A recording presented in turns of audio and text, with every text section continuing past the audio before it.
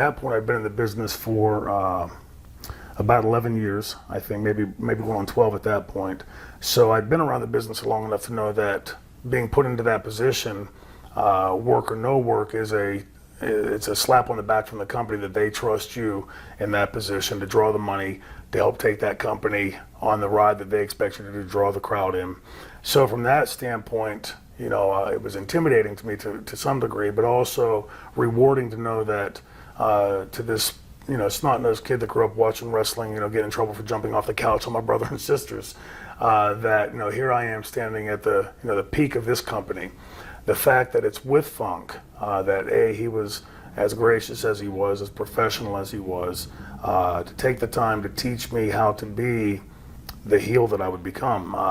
When I first went to play that heel role, my mentality was, well, just do the opposite of what a babyface does, and that is so not what a great heel does. But again, I learned that from Funk, night in and night out, and by making a whole lot of mistakes. It was Funk was never one to come back and say, God damn it, Shane, you fucked up tonight because of this or that. He would come back and say, well, damn, you fucked that one up.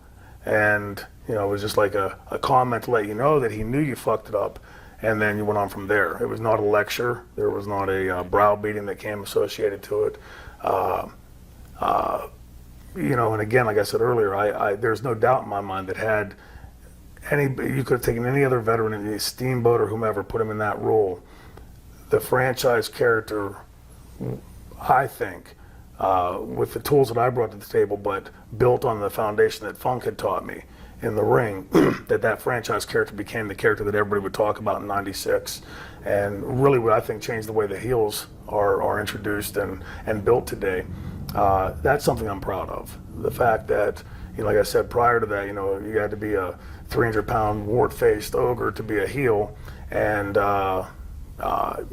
suddenly here's a guy that looks like he could be the babyface champion, and instead is so full of rage and contempt and himself that this character works, and those were things, again, that Funk taught.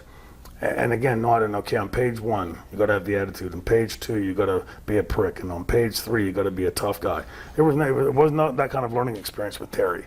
But I think part of the reason I could get what Terry was explaining or trying to explain with his in-ring work was I had been a mark for Terry for years and years and years. I mean, from back at the time that he made the movie with Stallone. Mm-hmm. I was watching the Funks, Dory and Terry both, and that whole style of wrestling. I was never, growing up, I was never the guy that was, nothing against Hulk Hogan, but that wasn't my style. I loved the wrestler like Flair, Steamboat, Funks, and there was something about the Funks that, especially Terry, that even as a kid used to enamor me, because you'd look at this guy and say, man, he looks like he's half insane, but what a great wrestler.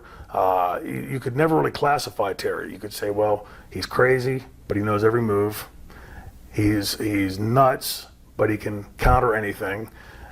He could talk without screaming and convince you that he meant it.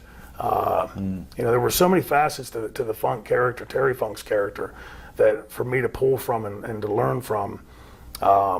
And I think for anybody that's as big a fan of Terry Funk as I was all those years, if they look at the franchise character, they can pull it out. Right. They'll say, okay, that he got that from Funk or this from Flair or whatever.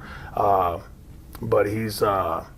I asked Terry one time, because this business can really get to you, as you know. Sometimes you get ready to strangle somebody. And one night there, I forget even what it was over, but I was so pissed off at everything. Right around this time when I was right when I was at the outset of working with Terry, I went to him. I was so pissed, I was ready to strangle somebody. And I said, God damn, Terry, how do you keep your sanity in the middle of all this bullshit? I mean, how do you keep yourself from not wanting to strangle somebody?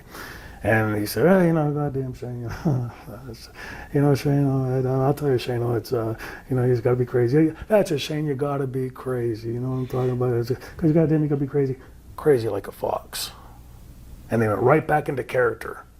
And it was the only time, and even till today, that I've ever seen him drop the facade of Terry Funk, that crazy old cowboy routine, just for that split second. And that was another way for him to teach me, don't lose your temper like this, and don't get all pissed off and ready to strangle somebody. That was his way of teaching me just one more business side of it. It was always learning experience with Terry. Did the plastic bag get over? It did. That was Terry's idea. The fans at the time, I was concerned with it because at that point of the match, it wasn't gimmicked. It was there was a legit plastic bag.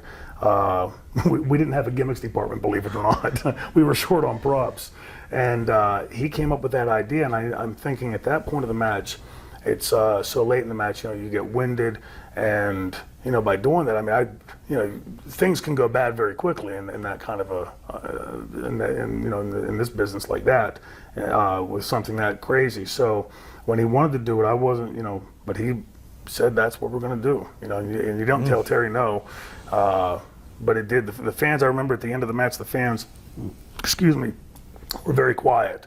At certain points of the building. There wasn't a real big crowd that night. It was the only time I think, to my knowledge, we wrestled in Valley Forge.